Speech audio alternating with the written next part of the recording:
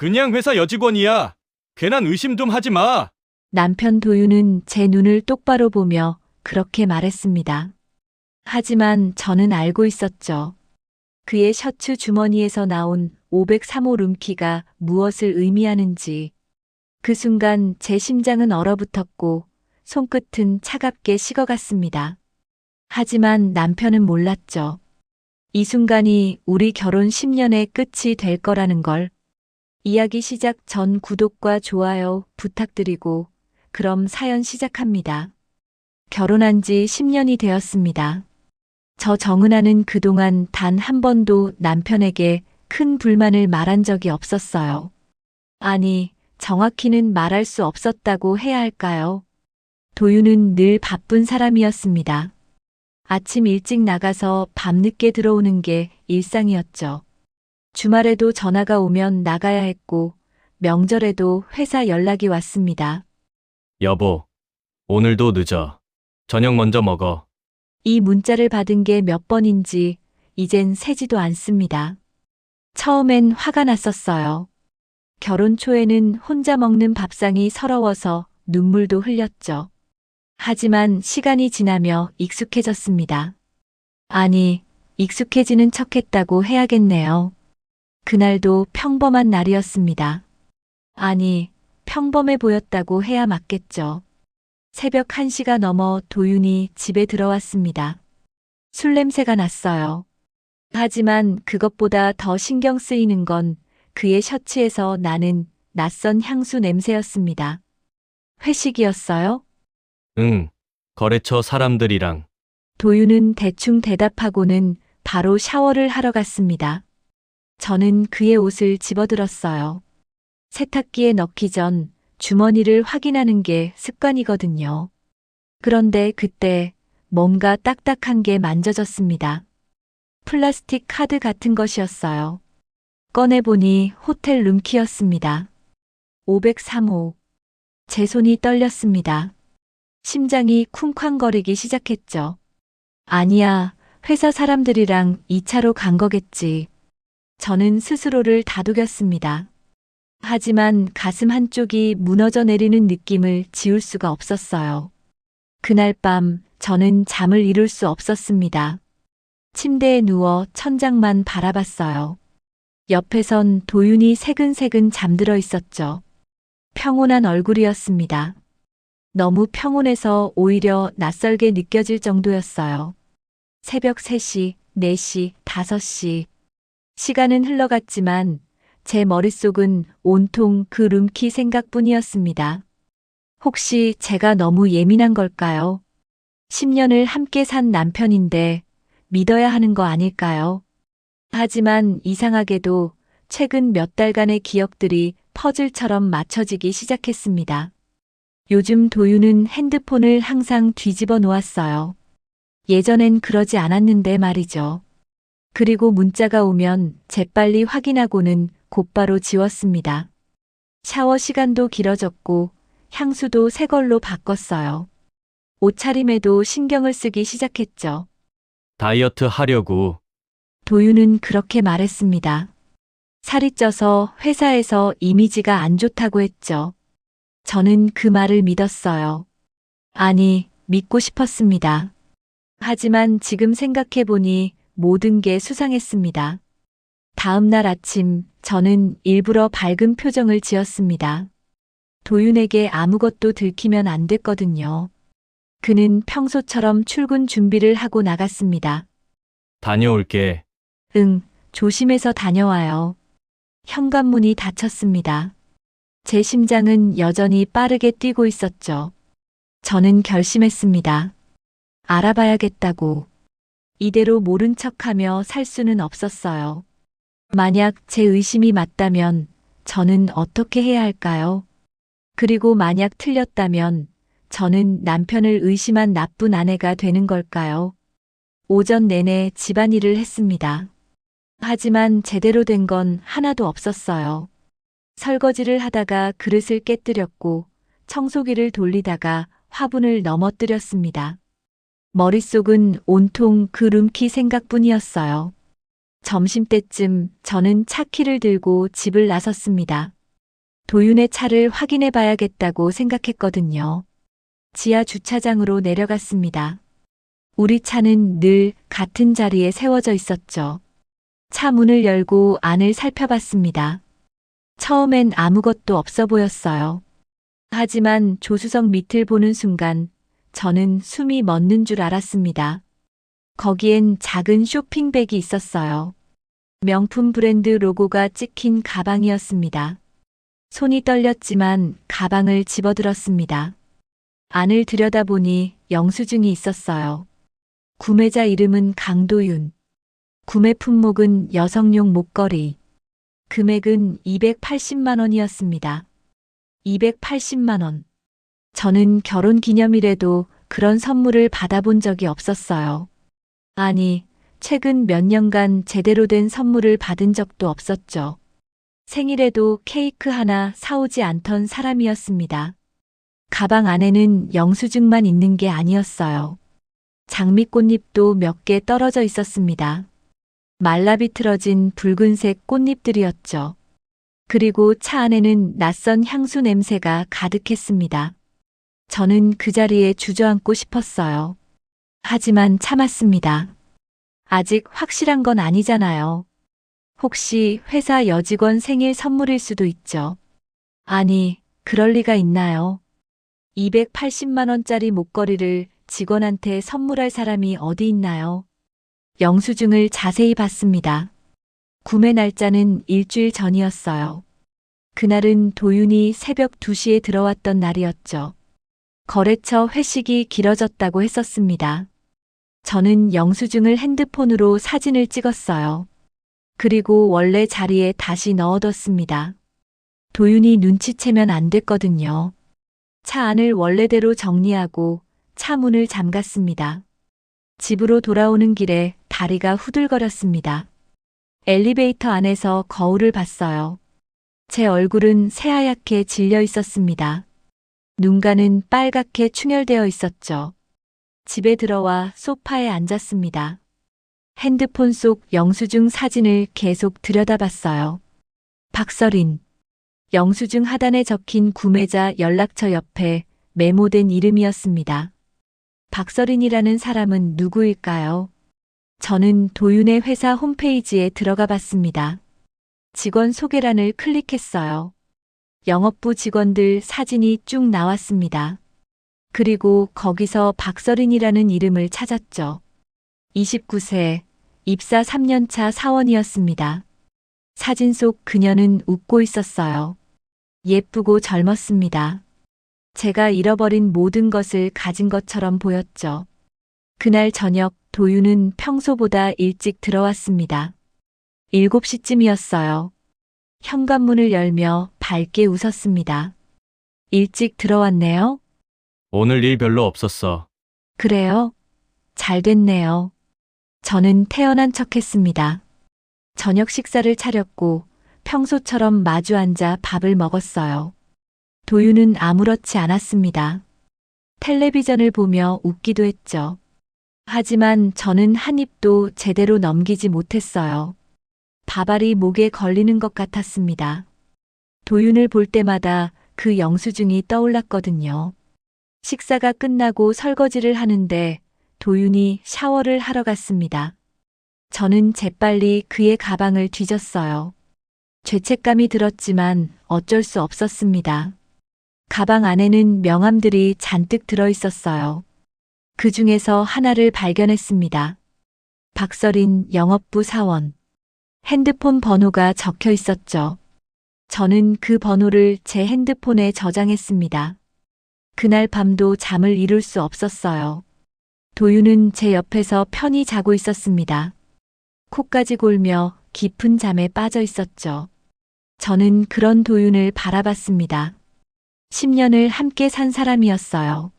하지만 지금 옆에 누워있는 이 사람이 누군지 모르겠더군요. 새벽 2시쯤 도윤의 핸드폰에 불이 들어왔습니다. 문자 알림이었어요. 저는 조심스럽게 핸드폰을 집어들었습니다. 화면을 봤죠. 발신자는 서린이었습니다. 내일 점심 같이 먹어요. 보고 싶어요. 제 손이 떨렸습니다. 더 이상 의심이 아니었어요. 확신이었습니다. 남편이 바람을 피우고 있다는 것이. 다음 날 아침 저는 일부러 밝게 웃으며 도윤을 배웅했습니다. 잘 다녀와요. 응. 오늘 저녁엔 일찍 올게. 도윤은 가벼운 발걸음으로 나갔어요. 마치 아무 일도 없는 것처럼 말이죠. 하지만 저는 알고 있었습니다. 오늘 점심 도윤은 박서린과 만난다는 걸. 저는 더 이상 참을 수가 없었어요. 확실한 증거를 찾아야 했습니다. 그래서 다시 지하 주차장으로 내려갔죠. 도윤의 차를 구석구석 뒤지기 시작했습니다. 트렁크를 열었어요. 거기엔 골프채와 세차 도구들이 있었습니다. 평범해 보였죠. 하지만 골프백 뒤쪽을 보는 순간 저는 숨이 막혔습니다. 거기엔 작은 여행용 가방이 숨겨져 있었어요. 검은색 캐리어였습니다. 열어보니 여자 옷이 들어있었죠. 원피스, 속옷, 화장품까지 모두 제 것이 아니었습니다. 손이 떨렸지만 계속 뒤졌어요. 캐리어 안쪽 주머니에서 사진 한 장을 발견했습니다. 도윤과 어떤 여자가 함께 찍은 사진이었어요. 호텔 방 안에서 찍은 것 같았습니다. 둘은 행복해 보였죠. 여자는 박서린이 분명했어요. 회사 홈페이지에서 봤던 바로 그 얼굴이었습니다. 사진 속 도윤은 제가 본 적 없는 표정으로 웃고 있었어요. 행복해 보였습니다. 저는 그 사진을 핸드폰으로 찍었어요. 그리고 캐리어를 원래대로 돌려놨습니다. 차에서 나와 주차장 기둥에 기댔죠. 눈물이 났습니다. 하지만 울 수가 없었어요. 아직 해야 할 일이 남아 있었거든요. 집으로 올라가 화장을 고쳤습니다. 눈물 자국을 지우고 파운데이션을 덧발랐어요. 거울 속 제 얼굴은 낯설었습니다. 언제부터 이렇게 초라해졌을까요? 점심시간이 되었습니다. 저는 도윤의 회사 근처로 갔어요.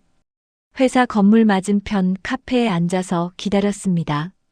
30분쯤 지났을까요? 도윤이 건물 밖으로 나왔습니다. 그리고 그 옆에는 박서린이 있었어요. 둘은 나란히 걸으며 웃고 있었습니다. 도윤은 서린의 어깨에 손을 올렸죠. 자연스러운 동작이었습니다. 마치 오래된 연인처럼 말이에요. 제 가슴이 찢어지는 것 같았어요. 하지만 저는 움직이지 않았습니다. 끝까지 지켜봐야 했거든요. 둘은 근처 레스토랑으로 들어갔습니다. 저도 따라 들어갔어요. 구석자리에 앉아 메뉴판으로 얼굴을 가렸습니다. 도윤과 서린은 창가 쪽에 앉았어요. 제게서 멀리 떨어진 곳이었죠. 도윤 오빠, 이거 맛있어 보여요. 서린의 목소리가 들렸습니다. 오빠라고 불렀어요. 제 남편을 오빠라고 부르고 있었습니다. 그래? 그럼 그거 시켜보자. 도윤은 부드럽게 대답했어요. 제게는 한 번도 쓰지 않던 목소리였습니다. 다정하고 따뜻했죠. 식사 내내 둘은 웃으며 이야기했어요. 도윤은 서린의 손을 잡기도 했습니다. 저는 그 모습을 보며 속이 타들어갔어요. 하지만 자리를 뜰 수 없었습니다. 식사가 끝나고 둘은 밖으로 나갔어요. 저도 따라 나갔습니다. 그들은 근처 공원으로 향했죠. 벤치에 나란히 앉았습니다. 도윤은 서린의 목에 뭔가를 걸어줬어요. 목걸이였습니다. 280만 원짜리 그 목걸이였죠. 서린은 기뻐하며 도윤의 볼에 키스했습니다. 저는 더 이상 볼 수가 없었어요. 그 자리를 떠나 집으로 돌아왔습니다. 현관문을 열고 들어서는 순간 무릎이 꺾였습니다. 바닥에 주저앉아 울었어요. 10년이었습니다. 10년을 함께 살았어요. 저는 도윤을 위해 모든 걸 포기했습니다. 직장도 그만뒀고 친구들도 만나지 않았어요. 오직 그 사람만 바라보며 살았죠. 하지만 도윤에게 저는 그저 집에 있는 가구 같은 존재였던 걸까요? 있으면 편하지만 없어도 상관없는 그런 존재 말입니다. 저녁 7시쯤 도윤이 집에 들어왔어요. 평소처럼 밝은 표정이었습니다. 다녀왔어. 오늘 저녁 뭐야? 아직 안 했어요. 그래? 그럼 배달시킬까? 도윤은 태연했습니다. 오늘 점심에 박서린과 함께 있었던 사람이 맞나 싶을 정도였죠. 저는 참을 수 없었어요. 여보, 오늘 점심 뭐 드셨어요? 응? 그냥 회사 구내식당에서 먹었어. 거짓말이었습니다. 뻔뻔한 거짓말이었어요. 저는 핸드폰을 꺼내 사진들을 그에게 보여줬습니다. 영수증 사진, 트렁크 속 캐리어 사진, 호텔 방에서 찍은 사진. 도윤의 얼굴이 굳었어요. 잠시 당황한 표정을 지었습니다. 하지만 곧 입꼬리를 올리며 웃었죠. 이걸 어떻게 찾았어? 내 차를 뒤진 거야? 그게 중요해요? 이게 뭐예요? 그냥 회사 여직원이야. 선물 사준 거고. 280만 원짜리 목걸이를 직원한테 사줘요? 그리고 호텔 방에서 같이 사진도 찍고요? 저는 목소리를 높였습니다. 하지만 도윤은 여전히 차분했어요. 일 때문이야. 거래처 사람들이랑 같이 간 자리였어. 괜한 의심 좀 하지 마. 의심이라고요? 이게 의심으로 보여요? 그래, 의심이야. 넌 항상 이래. 날 믿지 못하고 의심만 해. 도윤은 오히려 화를 냈습니다. 제가 잘못한 사람처럼 몰아갔어요. 저는 어이가 없었습니다. 제가 의심을 해요? 10년 동안 단 한 번도 당신 의심한 적 없어요. 하지만 이건 달라요. 증거가 있잖아요. 증거? 그게 무슨 증거야? 그냥 회사 일이라니까. 도윤은 끝까지 거짓말을 했어요. 저는 더 이상 말하고 싶지 않았습니다. 방으로 들어가 문을 잠갔죠. 그날 밤 도윤은 문을 두드렸습니다. 은하야, 문 열어. 이야기하자. 하지만 저는 대답하지 않았어요. 도윤은 한참을 문 앞에 서 있다가 거실로 갔습니다. 저는 침대에 누워 천장을 바라봤어요. 머릿속이 복잡했습니다. 이혼해야 할까요? 아니면 한 번만 더 믿어봐야 할까요? 하지만 제 마음은 이미 알고 있었어요. 이 결혼은 끝났다는 걸. 며칠이 지났습니다. 도윤과 저는 서로 말을 하지 않았어요.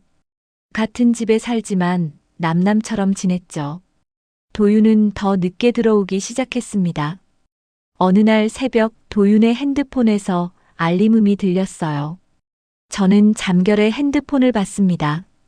화면에 문자가 떠 있었죠. 오늘 밤도 503호에서 기다릴게요. 사랑해요, 오빠. 발신자는 서린이었습니다. 저는 그 문자를 캡처했어요.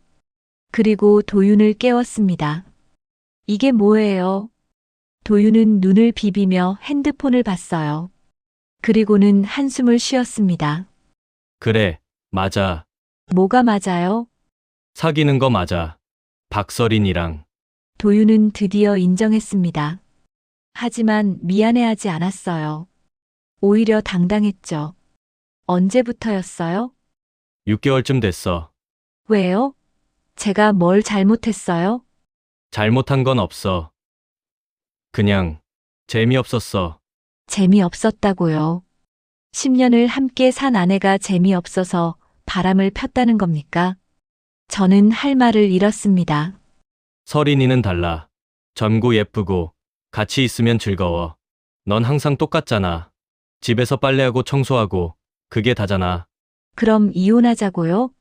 그래, 이혼하자. 나도 그게 낫겠어.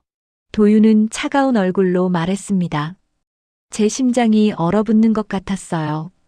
하지만 저는 울지 않았습니다. 대신 고개를 끄덕였죠.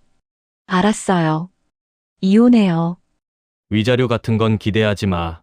내가 번 돈으로 산 집이니까. 그게 지금 중요해요? 중요하지. 앞으로 서린이랑 살 집이니까. 도윤은 냉정했습니다. 10년을 함께 산 아내에게 할 말이 그것뿐이었어요. 저는 더 이상 그와 같은 공간에 있고 싶지 않았습니다. 일주일 후 도윤은 이혼 서류를 들고 왔습니다. 여기 서명해. 벌써 준비했네요. 빠를수록 좋잖아. 도윤은 서류를 식탁 위에 던졌어요. 저는 서류를 집어들고 읽어봤습니다. 재산 분할은 없었어요. 집도 차도 예금도 모두 도윤 명의였죠. 이게 뭐예요? 재산 분할은요? 무슨 재산 분할? 다 내 명의잖아. 10년 동안 제가 집안일 한 건 무시해요? 그게 돈이 된다고 생각해. 난 밖에서 일했어. 넌 집에서 놀았고. 놀았다고요. 저는 10년 동안 집안일을 했습니다. 청소, 빨래, 요리, 시댁제사, 명절 준비까지. 하루도 쉬지 않았어요. 하지만 도윤에게 그건 아무것도 아니었던 겁니다. 일주일 안에 집 나가줘. 서린이가 이사 온대. 일주일요? 제가 어디로 가라고요? 그건 내가 알아서 해. 친구 집이든 어디든. 도윤은 냉정했습니다. 10년을 함께 산 사람이 맞나 싶었어요. 저는 손이 떨렸지만 서류에 서명했습니다. 더 이상 이 사람과 얽혀있고 싶지 않았거든요. 다 됐어요. 나갈게요. 잘 생각했어. 도윤은 서류를 챙겨 들고 나갔습니다. 현관문이 닫히는 소리가 유난히 크게 들렸어요. 저는 그 자리에 멍하니 서 있었습니다. 친구에게 전화를 걸었어요. 대학 동창인 미영이었습니다. 결혼 후로 자주 만나지 못했지만 그래도 제일 가까운 친구였죠. 미영아, 나 은하야. 어근아야? 무슨 일이야? 나 이혼했어. 뭐? 이혼? 무슨 일이야? 저는 울음을 터뜨렸습니다. 그동안 참았던 눈물이 한꺼번에 쏟아졌어요. 미영은 당장 집으로 왔습니다. 은하야, 괜찮아? 응. 아니, 괜찮지 않아. 미영은 저를 안아줬어요. 저는 그녀의 품에서 한참을 울었습니다. 10년간의 결혼이 이렇게 끝나다니. 믿을 수가 없었어요. 일단 우리 집으로 와. 내가 원룸 하나 비워줄게. 정말 미안해. 무슨 소리야? 친구 좀 도와주는 게 뭐가 미안해. 미영은 부동산 중개업을 하고 있었어요. 관리하는 원룸이 몇 개 있었죠. 그 중 하나를 제게 내줬습니다. 짐을 싸기 시작했어요. 10년 동안 모았던 물건들이었습니다. 하지만 정작 제 것은 많지 않았어요. 옷 몇 벌, 화장품, 책 몇 권이 전부였죠. 짐을 싸다가 결혼 사진을 발견했습니다. 웨딩드레스를 입은 제 모습이 보였어요. 그때는 행복했었죠. 도윤도 웃고 있었습니다. 하지만 그건 다 거짓이었나 봅니다. 사진을 찢어버리고 싶었어요. 하지만 그러지 못했습니다. 대신 가방 깊숙이 넣어뒀죠. 언젠가는 이 아픔도 추억이 되겠죠. 이틀 뒤 짐을 모두 쌌습니다. 생각보다 적었어요. 박스 5개가 전부였습니다. 10년이 박스 5개로 정리되는 게 허무했어요. 미영이 차를 가지고 왔습니다. 짐을 차에 실었어요. 마지막으로 집 안을 둘러봤습니다. 10년을 살았던 곳이었죠. 하지만 이젠 낯설게만 느껴졌습니다. 현관문을 나서는데 옆집 아줌마와 마주쳤어요. 어머, 이사 가세요? 네, 그냥 잠깐. 그래요? 안녕히 가세요. 저는 고개를 숙이고 엘리베이터에 탔습니다. 거울에 비친 제 모습은 초라했어요. 눈은 퉁퉁 붓고 머리는 헝클어져 있었죠. 미영의 원룸은 작았습니다. 10평도 안 되는 공간이었어요. 하지만 지금의 저에겐 그것만으로도 감사했습니다. 일단 여기서 지내. 천천히 생각해. 고마워, 미영아. 친구 도와주는 게 뭐가 고마워. 그나저나 돈은 있어. 돈. 저는 통장을 확인해 봤어요. 잔고는 120만 원이었습니다. 생활비로 받았던 돈을 조금씩 모은 게 전부였죠. 이것밖에 없네. 일단 일자리부터 구해야겠다. 내가 알아볼게. 미영은 며칠 뒤 편의점 아르바이트 자리를 구해줬어요. 시급은 10,000원이었습니다. 하루 8시간, 주 6일 근무였죠. 편의점이라도 다행이야. 요즘 일자리 구하기 힘들거든. 고마워. 열심히 할게. 저는 다음 날부터 편의점에서 일하기 시작했습니다. 새벽 6시부터 오후 2시까지였어요. 처음엔 낯설었습니다. 10년 만에 다시 일을 하는 거였거든요. 손님들을 응대하고 물건을 진열하고 청소를 했어요. 허리가 아프고 다리가 붓더군요. 하지만 참았습니다. 살아야 했으니까요. 오후엔 카페 아르바이트도 시작했어요. 오후 3시부터 밤 9시까지였습니다. 하루에 15시간을 일했죠. 집에 돌아오면 쓰러지듯 잠들었어요. 한 달이 지났습니다. 거울을 봤어요. 제 얼굴은 야위어 있었습니다. 살도 많이 빠졌죠. 눈 밑엔 다크서클이 짙게 내려앉았어요. 이렇게 살 수는 없는데. 하지만 방법이 없었습니다. 10년 동안 경력이 단절되어 있었거든요. 제대로 된 일자리를 구할 수가 없었어요. 어느 날 퇴근길에 우연히 도윤을 봤습니다. 박서린과 함께 있었어요. 둘은 백화점 앞에서 쇼핑백을 들고 웃고 있었죠. 도윤은 새 옷을 입고 있었어요. 명품 브랜드였습니다. 서린도 머리부터 발끝까지 명품으로 차려입었더군요. 저는 재빨리 몸을 숨겼습니다. 들키고 싶지 않았어요. 초라한 제 모습을 보이고 싶지 않았습니다. 오빠, 저기 레스토랑 가요. 그래. 가자. 둘은 고급 레스토랑으로 들어갔어요. 저는 그 모습을 멀리서 지켜봤습니다. 가슴이 아팠어요. 저와 함께 있을 땐 한 번도 그런 곳에 가자고 하지 않았거든요. 집으로 돌아와 SNS를 확인했습니다. 도윤의 계정을 봤어요. 오늘 올라온 사진이 있었습니다. 서린과 함께 찍은 셀카였죠. 신혼처럼 행복한 하루. 댓글들이 달려 있었어요. 부럽네요. 잘 어울려요. 행복하세요. 저는 핸드폰을 던져버리고 싶었습니다. 하지만 그럴 수 없었어요. 이 핸드폰이 없으면 연락을 받을 수가 없었거든요. 침대에 누워 천장을 바라봤어요. 이렇게 사는 게 맞는 걸까? 하루하루가 힘들었습니다. 아침에 눈을 뜨면 일어나기 싫었어요. 하지만 참았습니다. 살아야 했으니까요. 도윤에게 무너진 모습을 보여줄 수 없었어요. 그건 제 자존심이 허락하지 않았습니다. 며칠 뒤 편의점에서 일하는데 손님 한 분이 들어왔어요. 70대쯤 되어 보이는 노신사였습니다. 자주 오시는 단골 손님이었죠. 은하 씨, 오늘도 일하네요. 네, 어르신. 어서 오세요. 힘들지 않아요? 괜찮습니다. 젊은데 고생이 많아요. 힘내요. 노신사는 따뜻한 미소를 지으며 가셨어요. 그 미소가 위로가 됐습니다. 세상에 저를 걱정해주는 사람이 있다는 게 감사했어요. 밤 9시 카페 아르바이트가 끝났습니다. 집으로 걸어가는데 비가 내리기 시작했어요. 우산이 없었습니다. 그냥 맞으며 걸었죠.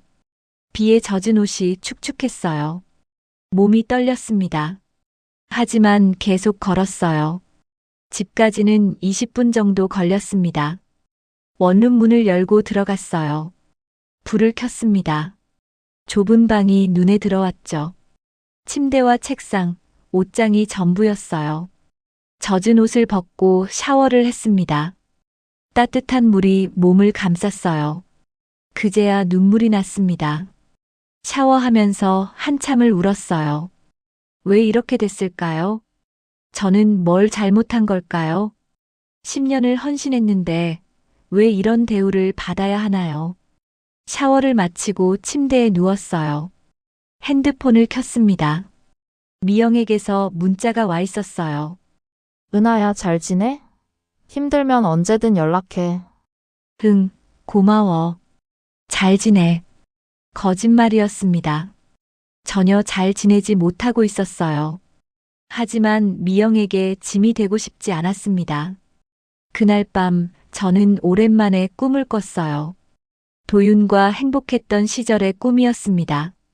신혼 때였죠. 둘이 손을 잡고 바닷가를 걷고 있었어요. 은하야, 사랑해.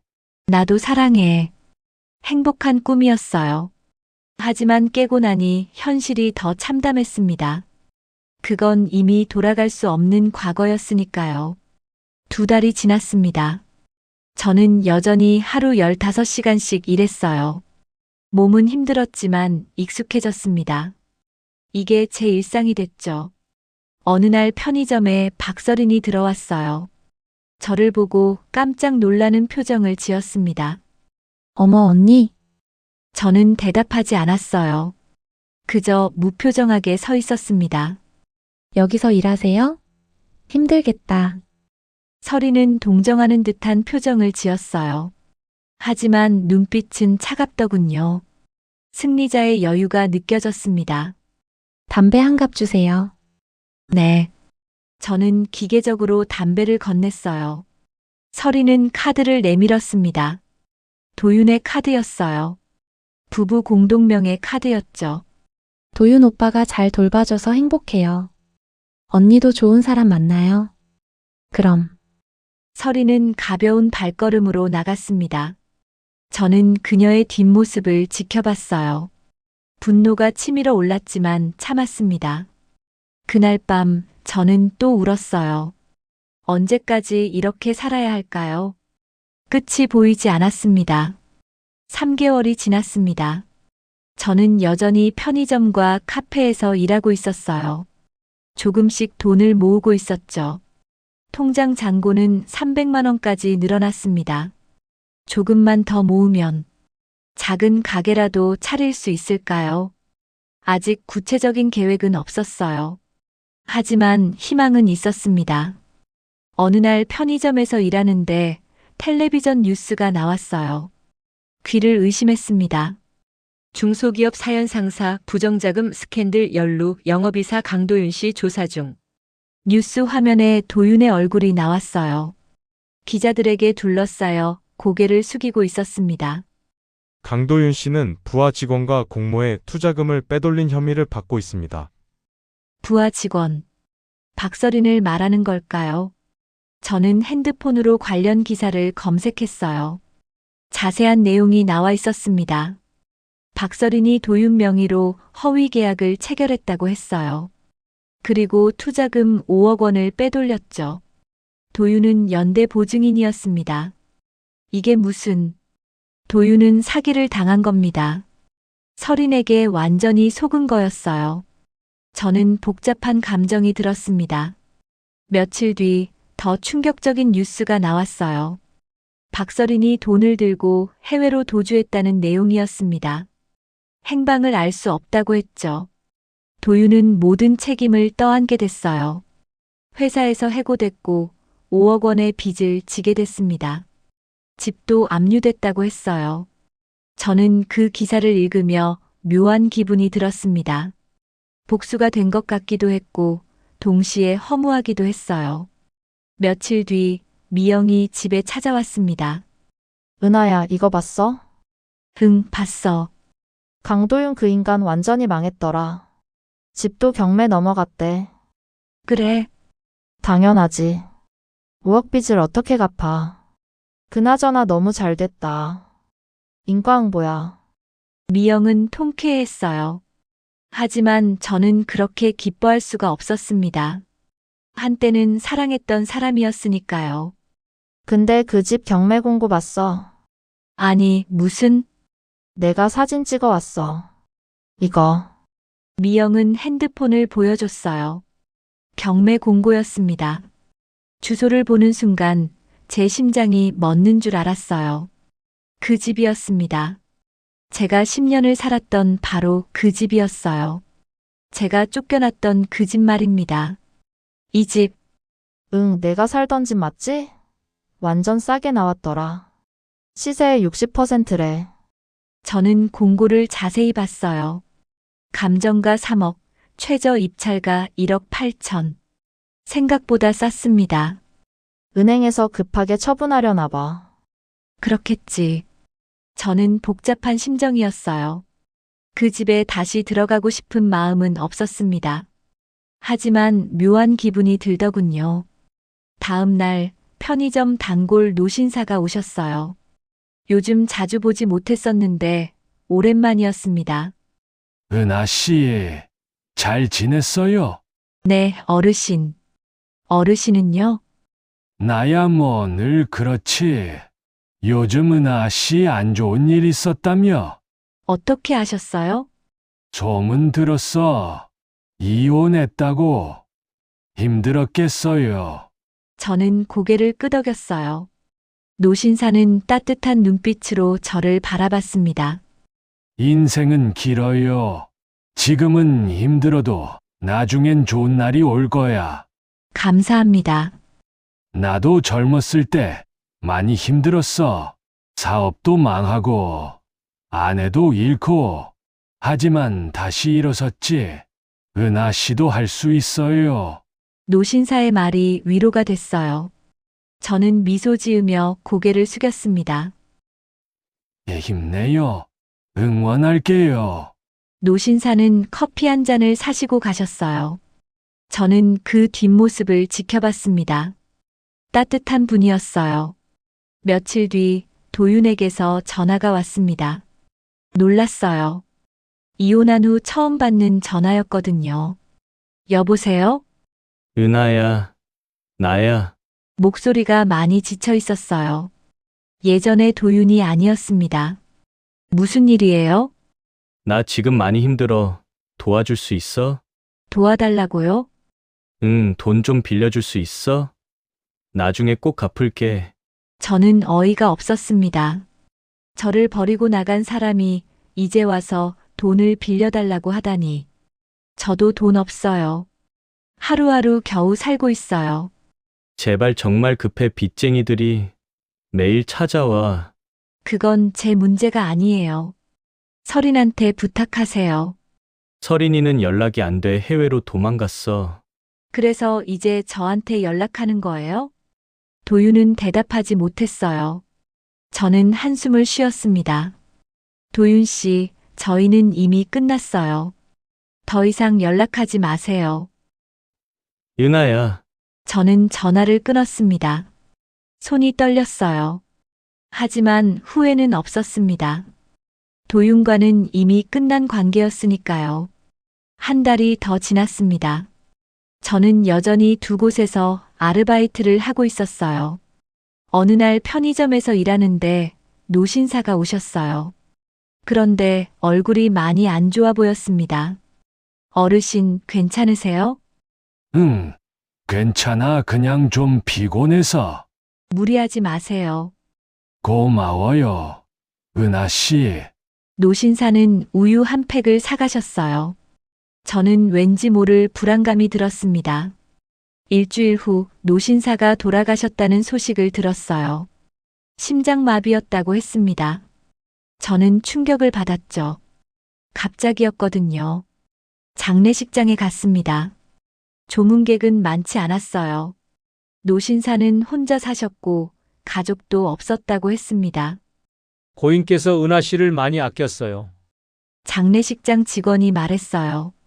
저는 눈물이 났습니다. 그분은 제게 유일하게 따뜻했던 사람이었거든요. 며칠 뒤 변호사 사무실에서 연락이 왔습니다.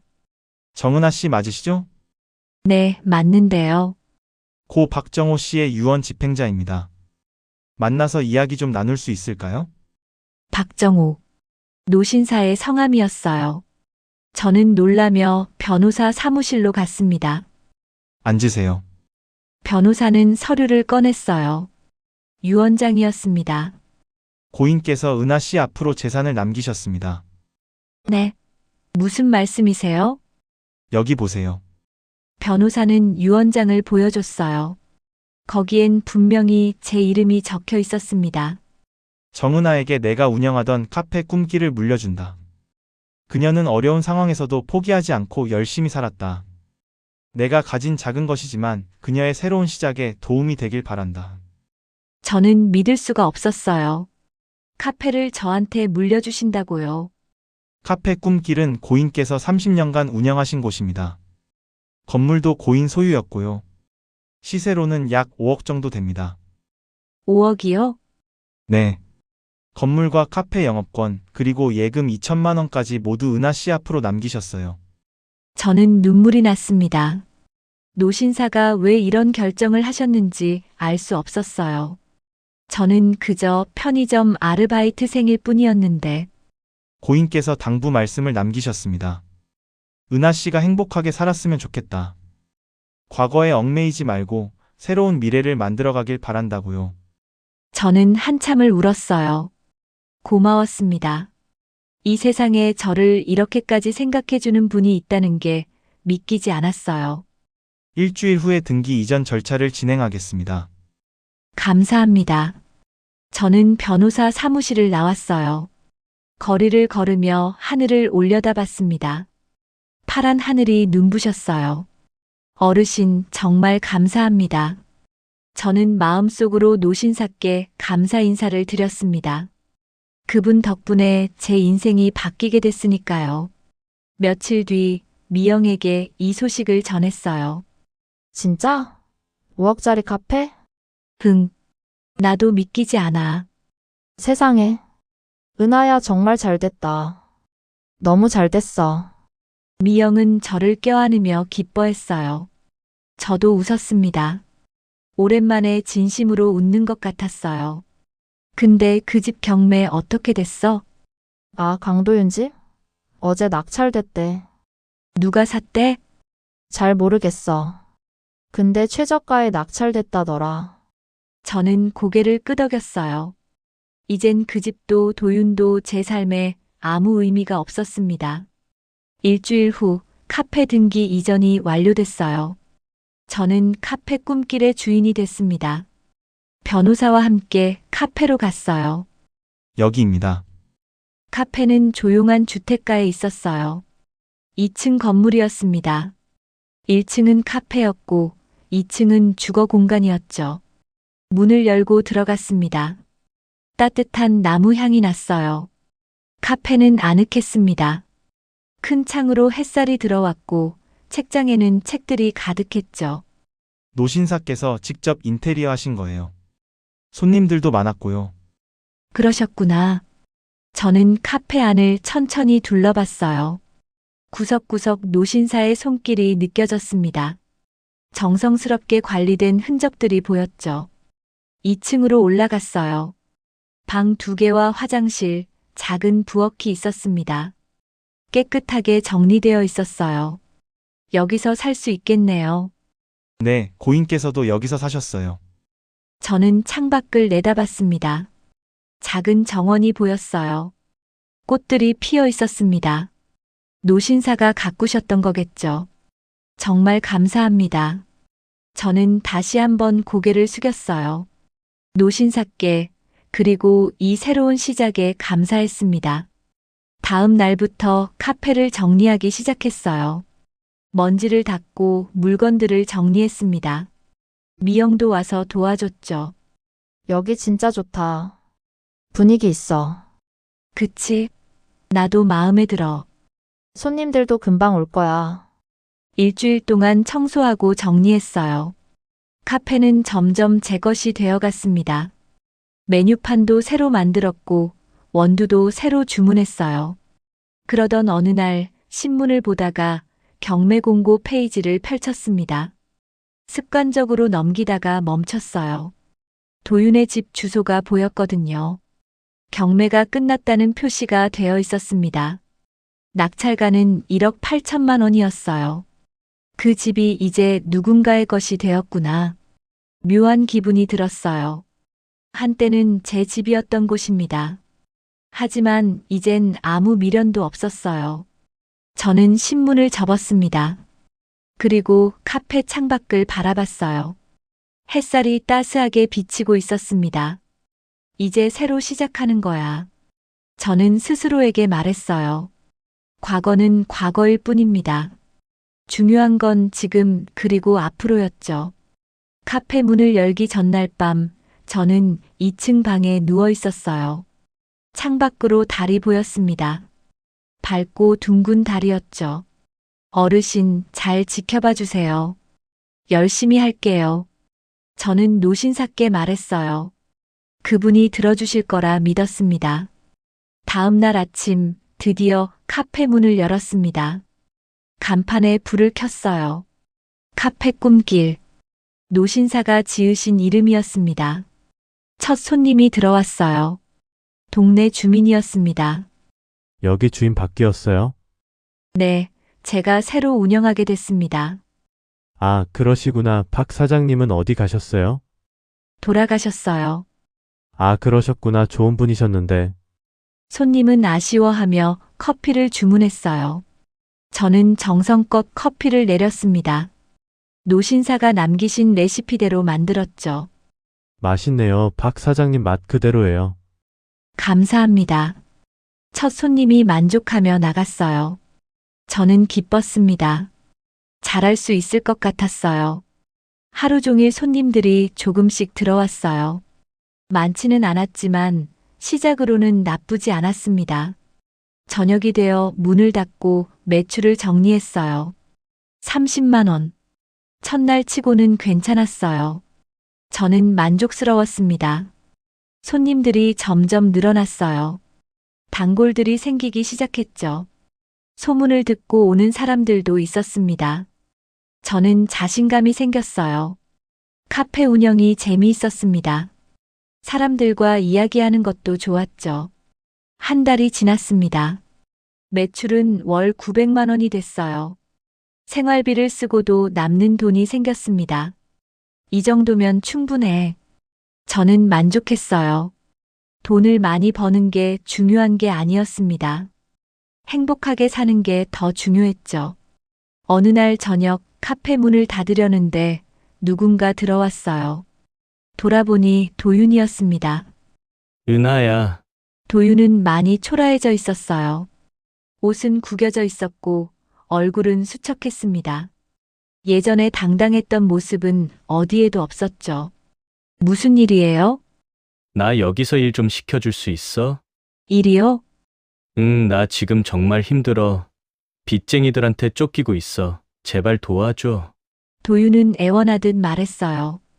하지만 저는 냉정했습니다. 도윤 씨, 저는 도와줄 수 없어요. 은하야, 제발. 저도 힘들게 여기까지 왔어요. 도윤 씨 때문에 얼마나 고생했는지 아세요? 도윤은 고개를 숙였어요. 대답하지 못했습니다. 저를 버린 건 도윤 씨예요. 이제 와서 도와달라고 하는 건 너무한 거 아닌가요? 미안해, 정말 미안해. 미안하다고 다 되는 건 아니에요. 이제 가주세요. 저는 단호하게 말했어요. 도윤은 잠시 망설이다가 돌아섰습니다. 은하야, 너 정말 달라졌구나. 사람은 변하는 거예요. 특히 힘든 시간을 겪으면 말이죠. 도윤은 더 이상 말하지 않았어요. 그저 고개를 숙인 채 카페를 나갔습니다. 저는 그의 뒷모습을 지켜봤어요. 동정심이 들지 않았냐고요? 조금은 들었습니다. 하지만 그뿐이었어요. 도윤은 스스로 선택한 길을 간 겁니다. 저는 더 이상 그의 인생에 책임질 필요가 없었어요. 문을 잠그고 2층으로 올라갔습니다. 창밖을 내다봤어요. 도윤이 터벅터벅 걸어가는 모습이 보였습니다. 외롭고 쓸쓸해 보였죠. 하지만 저는 창문을 닫았어요. 이제 그의 삶은 제 삶과 무관했습니다. 6개월이 지났습니다. 카페는 동네에서 제법 알려진 곳이 됐어요. 단골 손님들도 많아졌고 평일에도 손님이 꾸준히 들어왔습니다. 매출은 월 1,200만 원까지 늘었어요. 저는 혼자서도 충분히 잘 살 수 있게 됐습니다. 미영이 카페에 놀러 왔어요. 은하야, 요즘 진짜 달라 보인다. 그래, 응. 예전보다 훨씬 밝아졌어. 자신감도 생기고. 고마워. 내 덕분이야. 무슨 소리야. 내가 잘한 거지. 미영은 웃으며 커피를 마셨어요. 저도 마주 앉아 커피를 마셨습니다. 그나저나 강도윤은 어떻게 됐대? 잘 모르겠어. 관심 없어. 그렇겠지. 근데 소문 들었어. 지금 공사판에서 막노동 한다더라. 그래, 응. 빚 갚느라 악착같이 일한대. 근데 5억을 언제 다 갚아? 평생 걸릴걸? 저는 아무 말도 하지 않았어요. 도윤의 인생은 이미 제게 중요하지 않았습니다.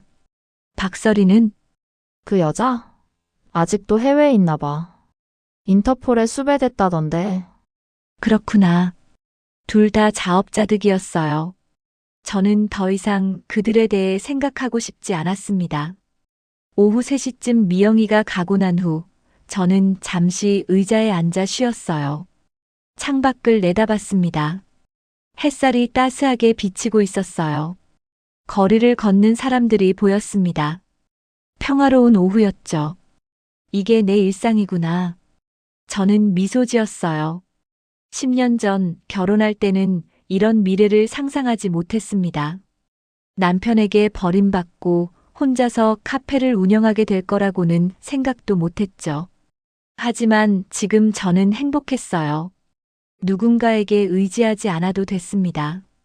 제 힘으로 살아갈 수 있었죠. 시간이 흘러 1년이 지났습니다.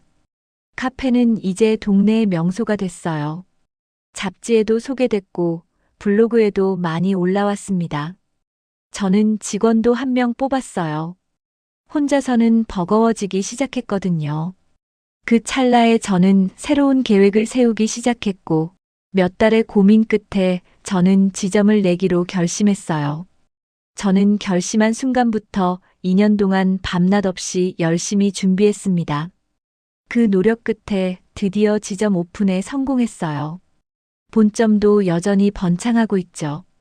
저는 이제 작은 사업가가 됐습니다. 직원도 5명이나 됐고 월 매출도 3천만 원을 넘었죠. 10년을 함께한 결혼은 끝났지만 저의 인생은 이제 진짜 시작되었습니다. 도윤에게 집을 빼앗겼지만 더 좋은 집을 얻었습니다. 남편을 잃었지만 제 자신을 찾았죠. 그리고 무엇보다 포기하지 않으면 반드시 좋은 날이 온다는 걸 배웠습니다. 저는 알고 있어요. 오늘도 내일도 모든 날들이 행복할 거라는 걸. 왜냐하면 이제 제 인생의 주인공은 바로 저니까요. 오늘의 사연 어떠셨나요? 사연 주인공이나 그 외 등장인물들에게 전할 말씀이 있으시다면 언제든 댓글로 편하게 전해주시고 여러분의 마음에 작은 위로와 공감이 스며드셨다면 구독과 좋아요 부탁드립니다. 여러분들 주변에 이 사연으로 위로가 되실 분들이 계시다면 공유해 주시는 것도 좋을 듯 합니다. 귀한 시간 내어 바람이 가는 길에 동행해 주셔서 감사드리고 늘 건강만 하시길 바랍니다. 감사합니다.